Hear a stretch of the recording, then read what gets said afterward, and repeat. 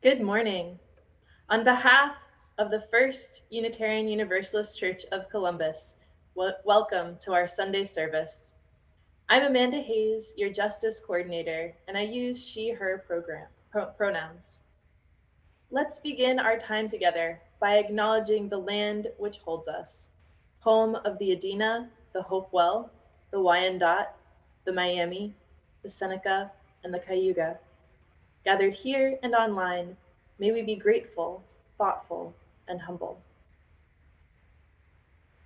As we honor the Reverend Dr. Martin Luther King Jr. this Sunday, we begin our worship with a song inspired by a famous passage from the Christian scriptures. The words from 1 Corinthians chapter 13 remind us to keep love at the center of all our work to heal ourselves and our world. I invite you to join our chalice choir in singing our opening song, Though I May Speak with Bravest Fire. It's number 34 in the gray hymnal in case you have a copy at home. And just like last week, please sing as loudly as you wish. Let us sing.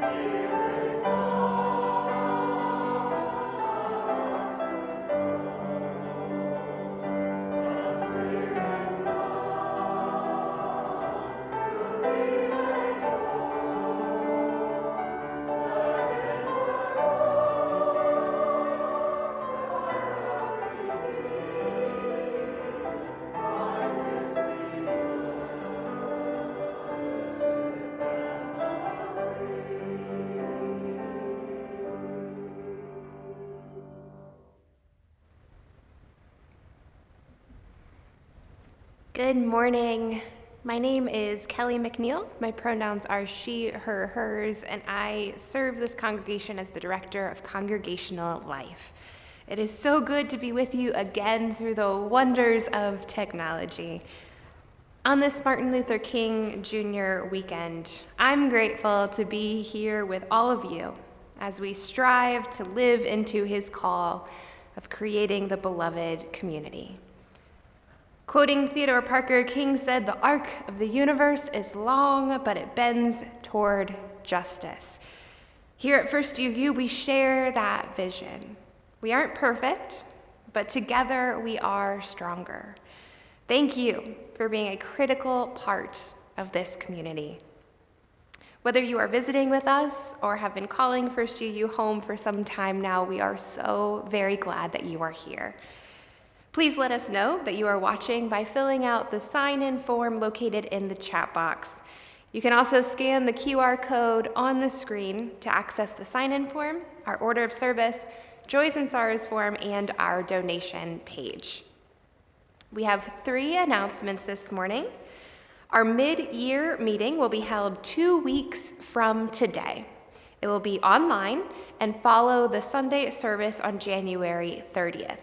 Please, if you are a member, plan on attending as a quorum is needed. A big reminder today is about our upcoming auction. This is a very important and fun event, and it works best if we have lots to offer. You can donate items anytime, but this Wednesday is the deadline for donations. So get them in now. And finally, Martin Luther King Day is a good time to remind us all of the proposal to add an 8th principle to our current principles.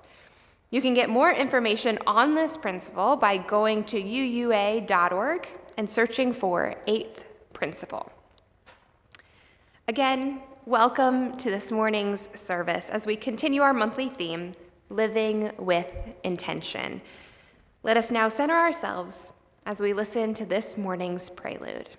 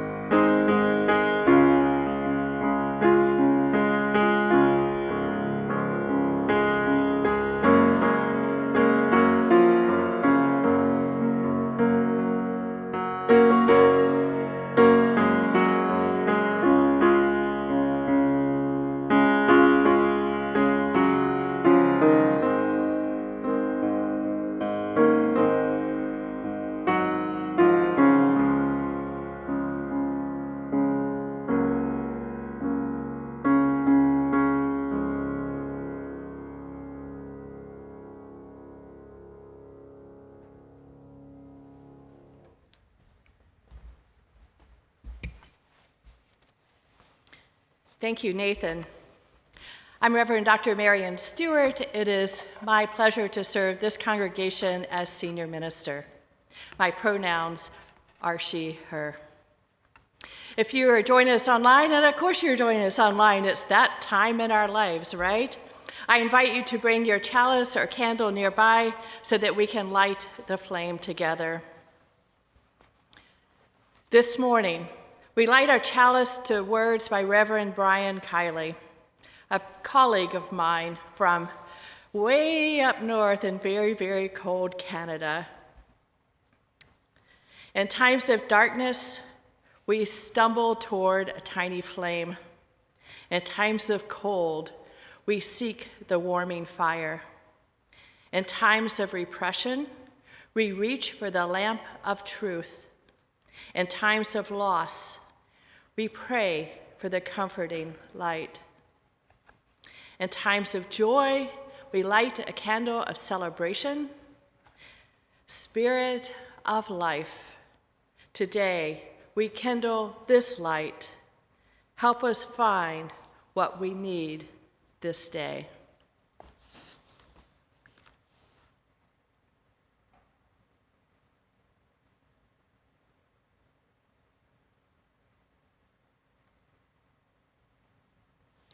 Our chalice is lit.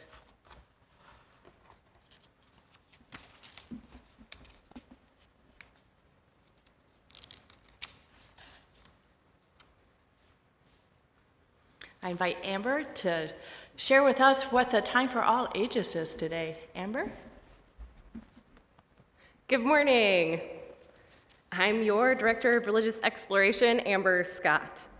In-person classes for children and youth are paused while church services remain online. Please email me for more information or subscribe to the Religious Exploration announcements list for updates, activities to try at home, and stories read by teacher Jen Bojanowski.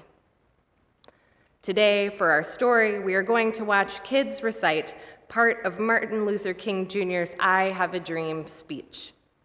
This video was created by All Deaf, a Black-owned, multi-platform media studio that leverages the cultural power of comedy, hip-hop, poetry, and social justice.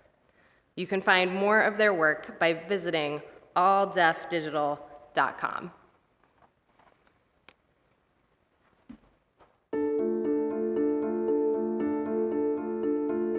Even though we face the difficulties of today and tomorrow. I still have a dream. It is a dream deeply rooted in the American dream. I have a dream that one day this nation will rise up and live out the true meaning of its creed. We hold these truths to be self-evident, that all men are created equal. I have a dream that one day on the red hills of Georgia, the sons of former slaves and the sons of former slaves owners will be able to sit together at the table of brotherhood. I have a dream that one day, even the state of Mississippi, a state sweltering with the heat of injustice, sweltering with the heat of oppression, will be transformed into an oasis of freedom and justice. I have a dream that little children will one day live in a nation where they will not be judged by the color of their skin, but by the content of their character. I have a dream today. I have a dream that one day, right there in Alabama, little black boys and little black girls will be able to join hands with little white boys and white girls as sisters and brothers. I have a dream today. This is our hope. This is the faith I go back to the mountain with. With this faith, we will be able to hew out of the mountain of despair a stone of hope. With this faith, we'll be able to transform the genuine discords of our nation into a beautiful symphony of brotherhood. With this faith, we will be able to work together, pray together, to struggle together, go to jail together, to stand up for freedom forever, knowing that we will be free one day. And I say to you today, my friends, let freedom ring. From the contiguous hilltops of New Hampshire, let freedom ring. From the mighty mountains of New York, let freedom ring. From the mighty Alleghenies of Pennsylvania, let freedom ring. From the snow-capped Rockies of Colorado, let freedom ring. From the Carvaceous slopes of California, but not only there, let freedom ring from the Stone Mountain of Georgia. Let freedom ring from Lookout Mountain in Tennessee. Let freedom ring for every hill and molehill in Mississippi. From every mountainside, let freedom ring. When we let it rain from every village and hamlet, every state and every city, we will be able to speed up that day when all of God's children, black man and white man, Jews and Gentiles, Protestants and Catholics, will be able to join hands and sing.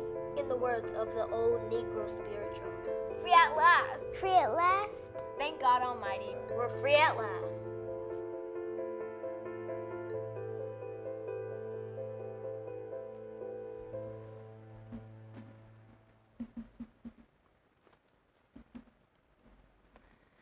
The video we just watched highlights the inspirational second half of the I Have a Dream speech that Reverend Dr. Martin Luther King Jr. delivered at the Lincoln Memorial in August 1963. On your own time, I invite you to also read the first half of his speech, which features sharp commentary on race in America and calls to action that remain relevant today. King wrote, "We have come to this hallowed spot to remind America of the fierce urgency of now. This is no time to engage in the luxury of cooling off or to take the tranquilizing drug of gradualism. Now is the time to make real the promises of democracy. Indeed, now is the time.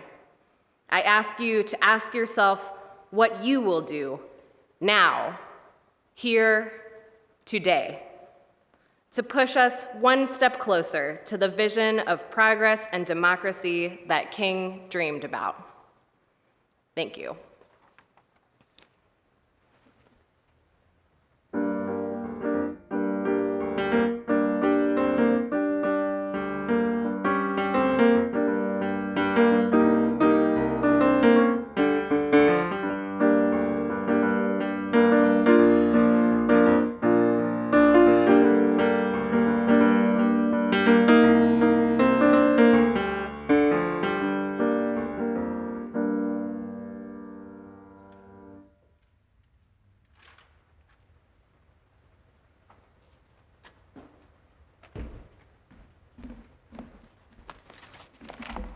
Good morning. I'm Reverend Linda Smith, and I serve as your pastoral care minister. My pronouns are she, her. To participate in the caring meditation this morning, or ask for pastoral or practical support with a difficulty in your life. Now is the time to fill out the Joys and Sorrows form. You can find it by scanning the QR code on your screen or here on the slide, or by visiting firstucolumbus.org/Sunday. If we receive your joy or sorrow in the next few minutes, we'll read it out loud during the caring meditation.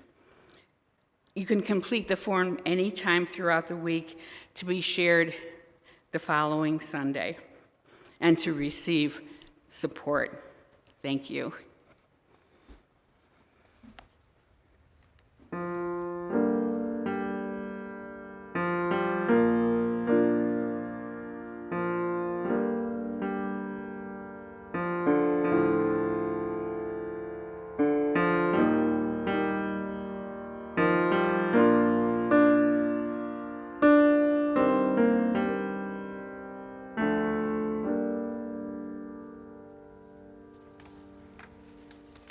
Our centering words this morning are from the Reverend Dr. Martin Luther King Jr. in the form of a responsive reading. I will read the initial line, and then you are welcome to join Linda in the next line. Our opening reading is entitled A Network of Mutuality. We are caught in an inescapable network of mutuality, tied in a single garment of destiny. Injustice anywhere is a threat to justice everywhere. There are some things in our social system to which all of us ought to be maladjusted. Hatred and bitterness can never cure the disease of fear. Only love can do that. We must evolve for all human conflict a method which rejects revenge, aggression, and retaliation. The foundation of such a method is love. Before it is too late, we must narrow the gaping chasm between our proclamations of peace and our lowly deeds which precipitate and perpetuate war. One day, we must come to see that peace is not merely a distant goal that we seek, but a means by which we arrive at that goal. We must pursue peaceful ends through peaceful means. We shall hew out of the mountain of despair a stone of hope.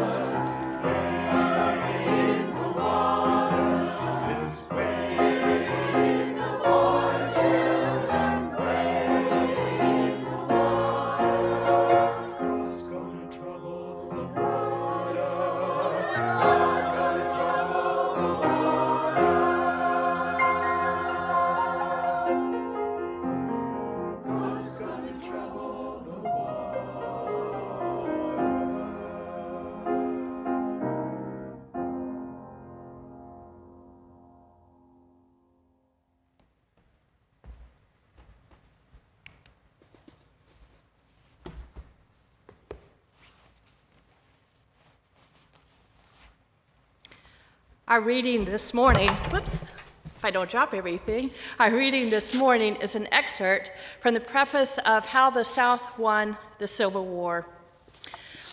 Oligarchy, Democracy, and the Continuing Fight for the Soul of America is by Heather Cox Richardson. It's a long reading, but I believe it helps us understand the political tensions and soul-searching that have helped inform today's version of Martin Luther King's Day and also his life and his work. The reading begins in July 1964, when Barry Goldwater was nominated by his party to run for the presidency of the United States. His rallying cry marked the resurrection of an old political movement by a modern political party. Cox writes, in Goldwater's time, people claiming to be embattled holdouts defending American liberty called themselves movement conservatives. A century before, their predecessors had called themselves Confederates.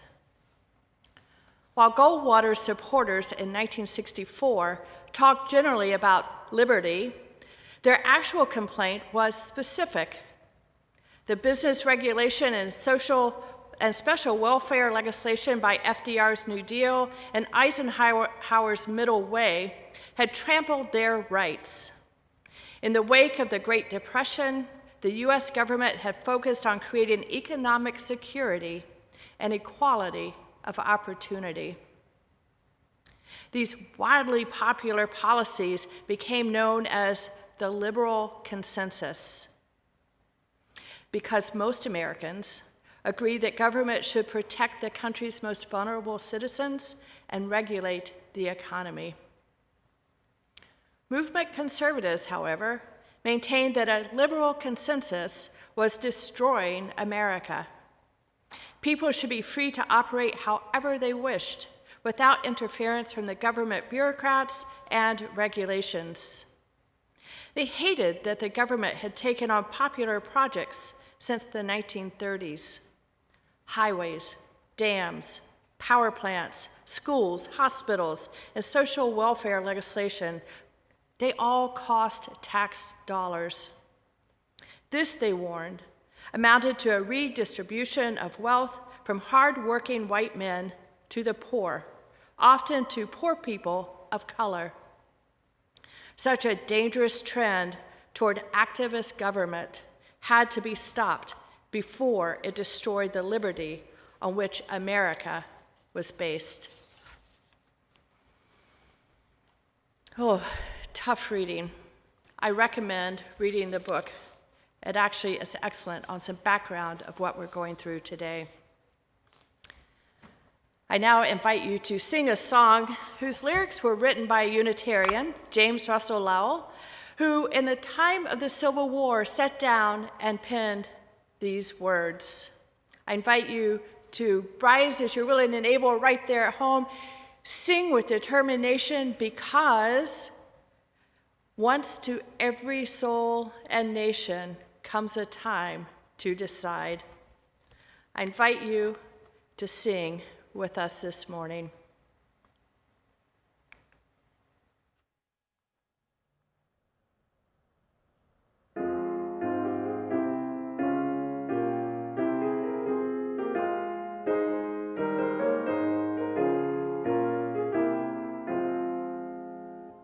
Once to every soul and nation comes the moment to decide.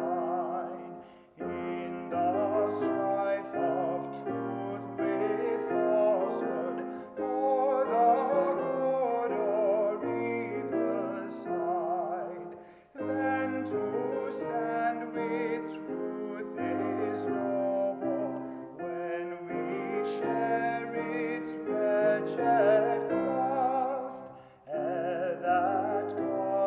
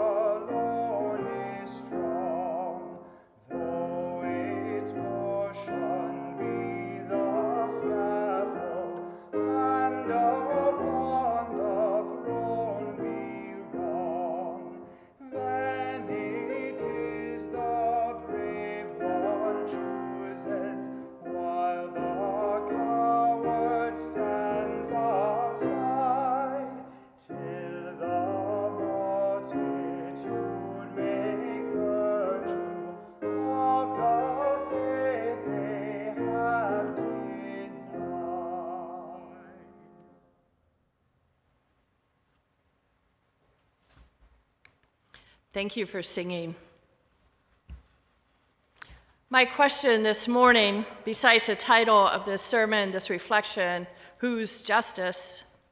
My question is, will it be January 15th or January 6th? Martin Luther King Day or the insurrection? Who gets to decide which side justice is on? Now, we're Americans, and we might have our personal opinions, but truth be told, we all get to decide. But before we're too quick with that answer, I want to take a little deeper look into the roots that undergird this very question, these issues that we're wrestling with today. While it might seem to be all about politics and political moments, there's a foundational question. How do we see each other? This is an existential question of personhood and meaning. Let's begin with our Unitarian Universalist first principle, the inherent worth and dignity of every person. When do we become people or individuals, you might ask? It's an interesting history. The history of becoming individuals with a sense of self developed over time. The biblical story of Adam and Eve, the poetry of Homer, the humanist and religious thinkers like Socrates and Augustine all progress this notion and place of the individual. The concept of human dignity with respect for human rights, however, developed much later. At first, dignity did not afford any rights. 13th century influential Catholic priest and philosopher Thomas Aquinas believed that natural law mandated universal liberty and thus equality. But these laws were subject to change or modification by municipal or national laws. Universal freedom was an ideal, but it was not a binding, practical issue in human life.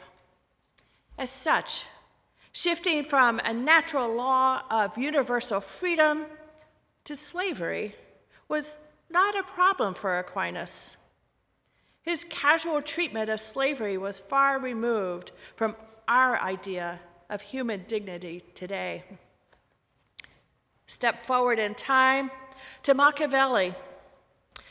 In the 14th century, Machiavelli was an Italian philosopher who wrote about the two humors of human beings, the many and the great.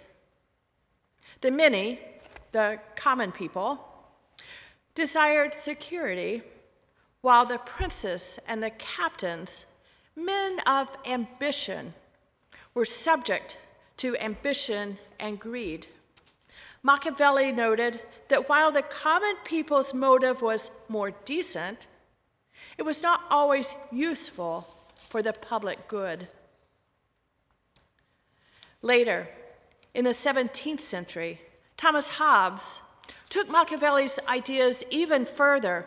Using human equality as a natural truth, he posited that the basis of equality was negative and that all conditions in nature are vulnerable and anyone can kill anyone else. Therefore, to minimize conflict in society, there must be an end to personal security. For Hobbes, justice was obeying the law. He goes so far as to claim that humans possess a right to one another's body. Now, Hobbes' successor and English Enlightenment philosopher John Locke offered a positive interpretation of human dignity, although he rarely used that term. Locke developed the notion of property as exclusive possession, built on the idea that men have property of their persons and their bodies. He concluded that others may not intrude on another's body or on another's property. Locke's idea of individual human dignity provided the notion of equality with moral status. It also related the excellence of a human being as a virtue. Now, step ahead to a name, one of our founding fathers that we all might be familiar with, Thomas Jefferson. Thomas Jefferson picked up Locke's philosophy in the Declaration of Independence when writing that human beings are born equal and have rights such as life, liberty, and the pursuit of happiness. In many colonial documents, a fourth right was regularly mentioned, the right of property. Jefferson, himself a slaveholder, omitted property, including property of oneself, as an enshrined right. It might be noted that even Locke, as a philosopher of liberty, was a shareholder in the Royal African Company. It's all very complicated and complex. But although the concept of human dignity and rights evolved over centuries, the Eurocentric concept of human dignity is relatively new, and it is still evolving. Justice work frequently relies on relatively recent declarations developed by Western nations as exemplified in the Universal Declaration of Human Rights, which is still not in place universally. When human beings deem other human beings, members of our own species, as less than human or even non-human, terrible things happen, not just to the victims, but also to the soul of those who act against others. In the 19th century, Nazi actually counseled that whoever fights monsters should see to it that in the process, he does not become a monster. And when you look long into the abyss also looks into you. This background is what Heather Cox Richardson, in her book, How the South Won the Civil War, calls out as two schools of modern American thought on equality. Cox writes, America began with a great paradox. The same men who came up with the radical idea of constructing a nation on the principle of equality also owned slaves, thought Indians were savages, and considered women inferior. The apparent contradiction was not a flaw, though. It was a key feature of the new democratic republic. For the founders, the concept that all men are created equal depended on the idea that the ringing phrase, all men, did not actually include everyone. In 1776, it seemed self-evident to leaders that not every person living in the British colonies was capable or worthy of self-determination. In their minds, women, slaves, Indians, and paupers depended on the guidance of men such as themselves. Those unable to make good decisions about their own lives must be walled off from government to keep them from using political power to indulge their irresponsible appetites.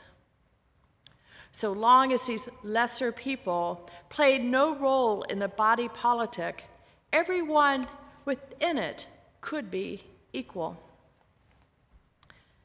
In the founders' minds, then the principle of equality depended on inequality. And the central paradox that freedom depended on racial, gender, and class inequality shaped American history as the cultural, religious, and social patterns of the new nation grew around it. Now, I read Cox and go, yeah, that's true, we see it. But even in the last few weeks, we have seen it play out over our headlines, in social media, on the news, in the halls of Congress. In not supporting the Build Back Better legislation, Senator Joe Manchin of West Virginia publicly blamed the price tag. According to HuffPost on December 20th, Manchin's private story was different. Manchin told his colleagues that he essentially doesn't trust low-income people to spend government money wisely. He thought parents would waste money, that monthly child tax credit payments, on drugs instead of providing for their children.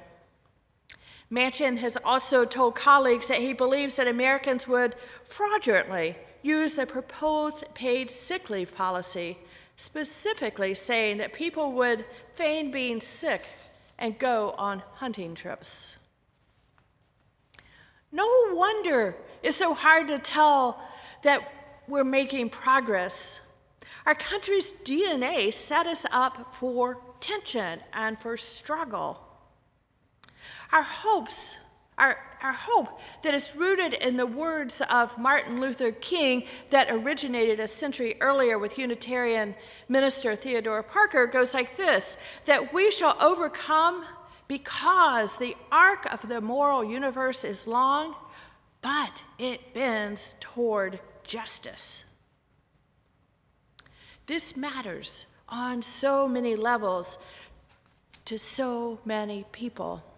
In our Unitarian Universalist world, it matters because we covenant with each other not only to affirm and promote the inherent worth and dignity of every person, we also work toward knowing our place in the interdependent web of all existence. These principles matter because we value ourselves and each other, individually and collectively.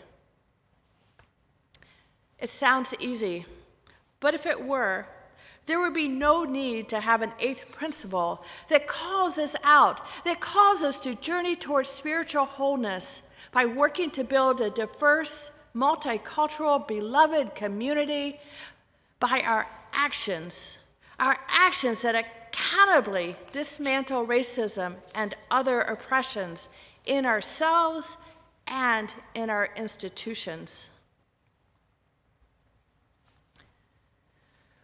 We have to break this inertia. This is the way we've always done it. We have to engage our moral imagination to bend that arc of justice, to understand that the only way we can all be free is to solve the paradox that is our country. In the 1800s, we fought a civil war over these matters. On January 6th, we had an insurrection that at its root played out one side of this paradox.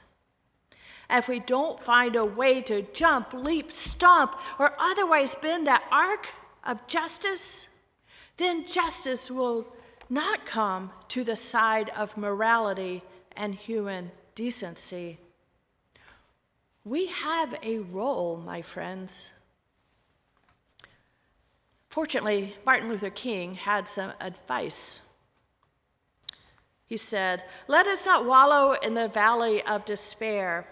I say to you today, my friends, so even though we face the difficulties of today and tomorrow, I still have a dream. It is a dream deeply rooted in the American dream. I have a dream that one day This nation will rise up and live out the true meaning of its creed, would hold these truths to be self-evident, that all men are created equal. Now, I believe that if King were alive today, he would revise all men to all people. But we actually clearly understand his challenge, his dream that one day every person has a seat at the table. Every person is judged not by their skin color, but by their character, that every child would put their hands in other children's hands. King had a dream, yes, but he also called us out. He called white people out. I must confess, he wrote, that over the last few years, I've been gravely disappointed with the white moderate. He lamented appalling silence, our shallow understanding, and our lukewarm acceptance. It is time that we examine our underlying beliefs. On this day, when we honor the life and the work of the Reverend Dr. Martin Luther King Jr., on this day, I've taken the opportunity to outline the history of human worth and dignity. I've overlaid it on our UU principles and showed how this unresolved paradox that we call America, how it plays out today. So, my friends, it's time to put our cards on the table. No longer can we brush off these issues with just a quiet, yeah, once a year, pull it out, yeah. My friends, we've got to do something different. And in case you're wondering, there is a part that is all about me and you as individuals. Never fear, the individual is not left behind. It's because all this work starts with us. It starts in our hearts and in our actions. It starts at home, it starts at work, around town, and it starts right here in our church. It starts when we scooch over and we make room. After the pandemic, of course, when we're back in person. It starts when we invite someone to church, or when someone shows up, that we actually say, yes, welcome, come on, have a seat. That seat might be right next to you. How awesome is that? We need to do that because when we see each other, we begin to see why it all matters and how it fits in. My friends, people come to church because, I don't know, they want to sing. Because they have children who need to learn the fullness of who they are. Because they have teens and youth who need to be seen in all their quirkiness and their weirdness and their awesomeness. And they come because they are adults who don't want to be spoon-fed the answers, but want to be challenged and included in the beloved community. That's us, folks. That's our job. King is gone, long gone. But we are still here. What are we doing? If beloved community is to become a reality, then we need to get busy. King's dream of one day is our dream today. It's all about building beloved community where every person has worth and dignity. And that, my friends, is where justice belongs. Blessed be and amen.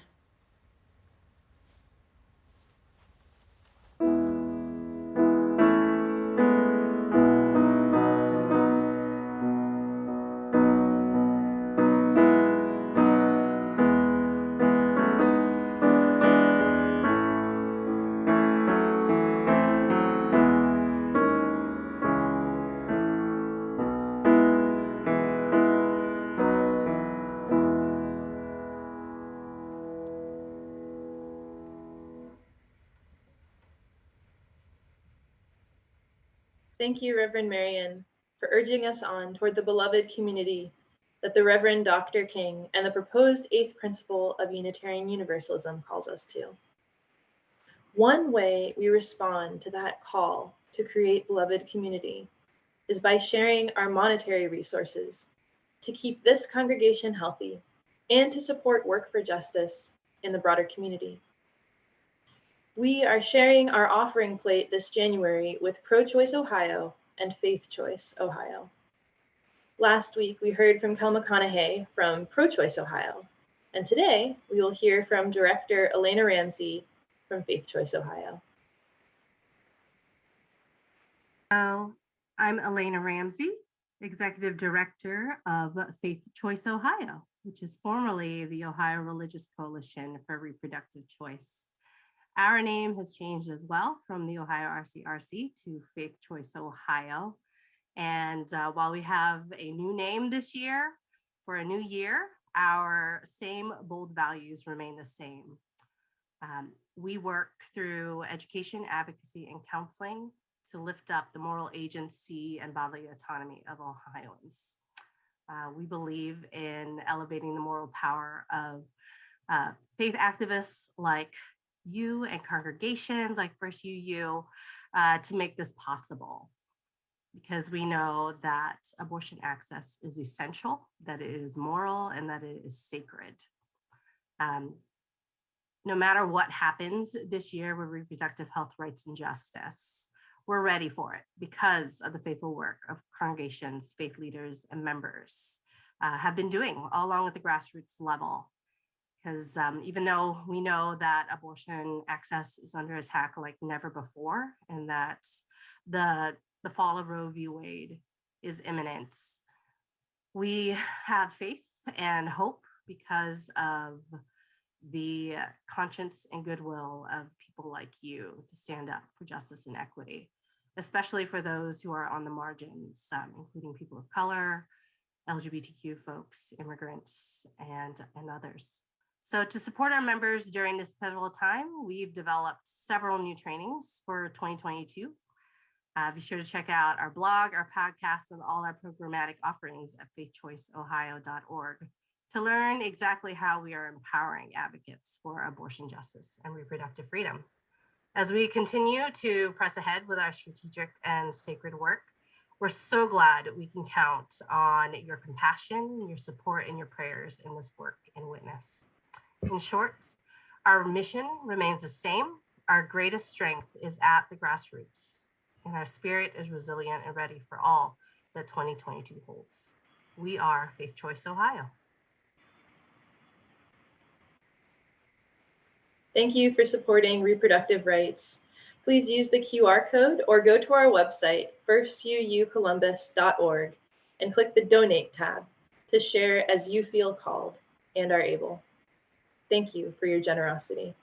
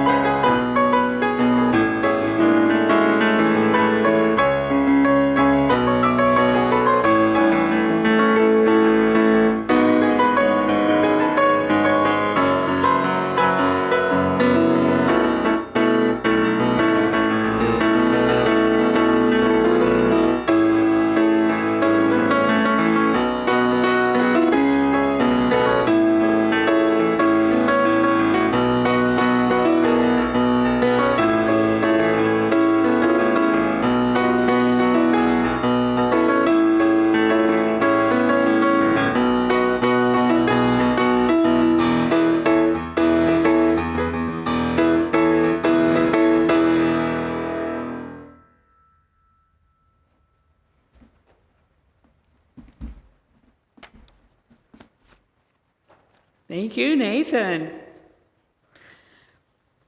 Today's words of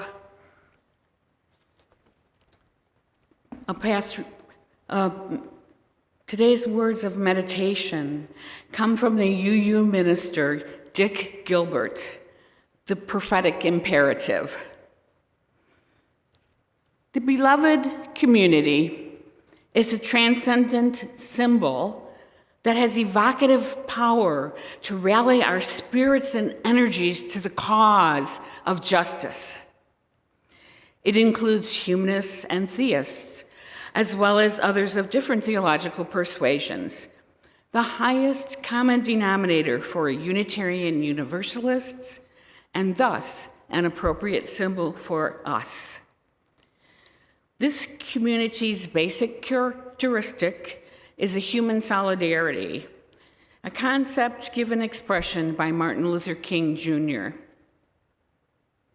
It is curious that King, coming from the Christian Black church tradition, did not use the more traditional kingdom of God. Instead, he used the image of the beloved community. The church, all churches, are a microcosm of the beloved community, seeking to embody the principles of love and justice. This, however, is inadequate to fulfill the role of the prophetic church. The religion of this beloved community in miniature overflows in action upon the public realm. Justice is human good in the social order, unquote. Before I read the caring cards and share joys and sorrows, I want to lift up again prayers for frontline workers, medical staff, and everyone as we endure this other new wave, continuing wave of the pandemic. Here are our other caring cards and joys and sorrows this morning.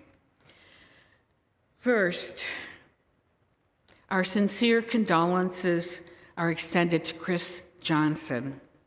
Chris's father, who had been in hospice care at Kobecker House, died on January 13th. Service details are pending. In addition, at this sad and difficult time, Chris's mother is ill with COVID. And from Monica K. and Tom R. An elderly friend is in ICU at the James with sepsis, waking up and knowing her name, but is going to transition to hospice care because of multiple problems. And Barb Fisher's brother, Gordon, is hospitalized with COVID. And from Tom Stone, my son came down with COVID despite being vaxxed, but he did have mild symptoms and it recovered in about a week without hospitalization. And finally, this joy comes from the Coons family. It's supposed to snow this afternoon.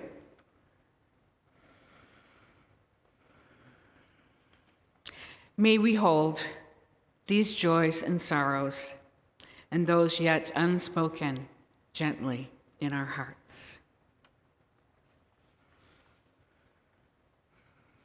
And as Reverend Marion rings our temple bell, I invite you into a brief time of silence. Use this time to reflect, imagine, pray, or simply breathe in and out as you are in this beloved community. Virtually, but it's a beloved community. She will ring the bell a second time as we continue with our service.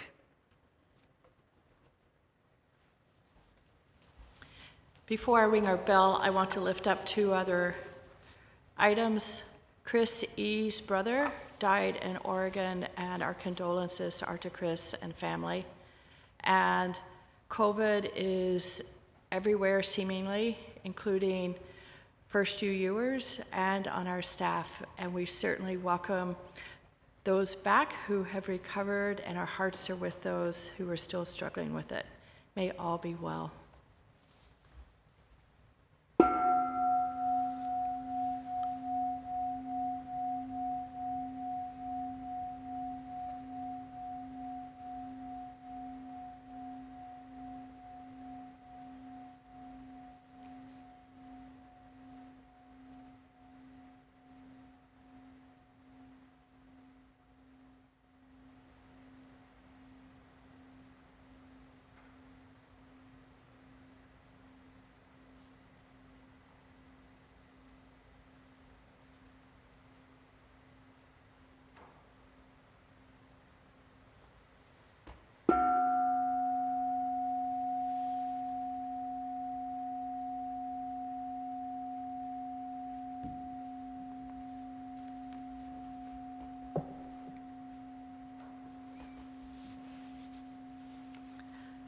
I invite Kelly to join me in leading our closing words, words by the Reverend Dr. Martin Luther King Jr.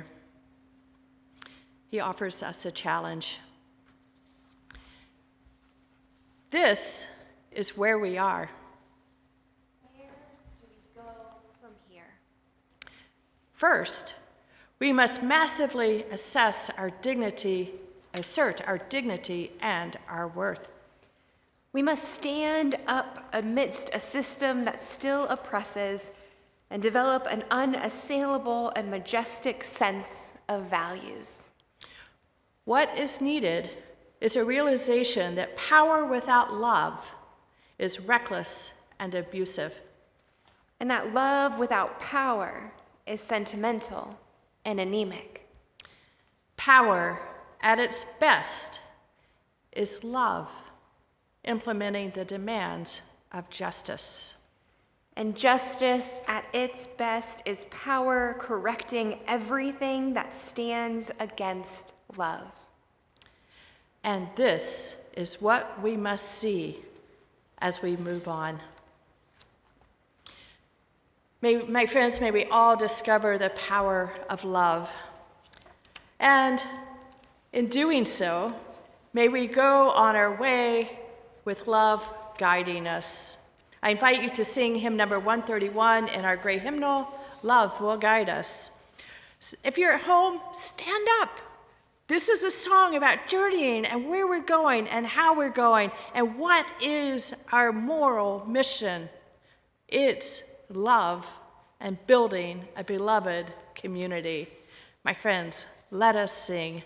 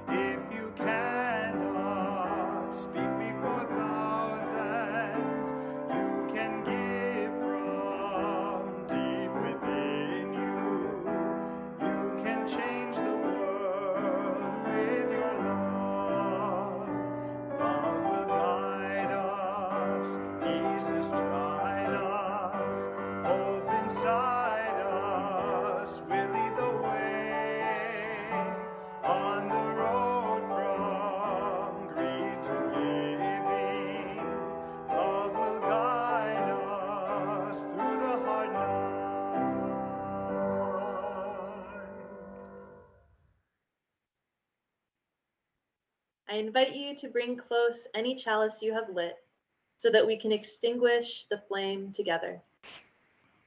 After our service has concluded, please join our virtual coffee hour for conversation and reflection together. This week's online coffee hour is hosted by our Board of Trustees. To get to our virtual coffee hour, click on the new link in this morning's email. It is a different link from last week. Now please join me in speaking our vision statement together as we extinguish our chalice.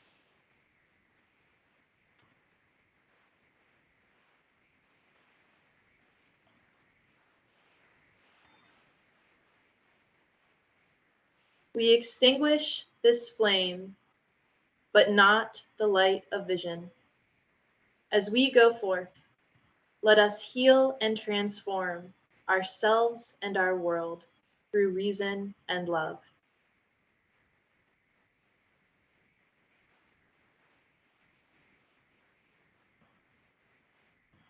Our chalice is extinguished.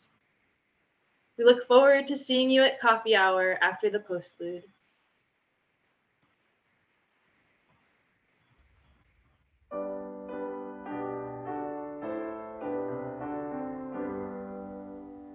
Since what we choose is what we are, and what we love we yet shall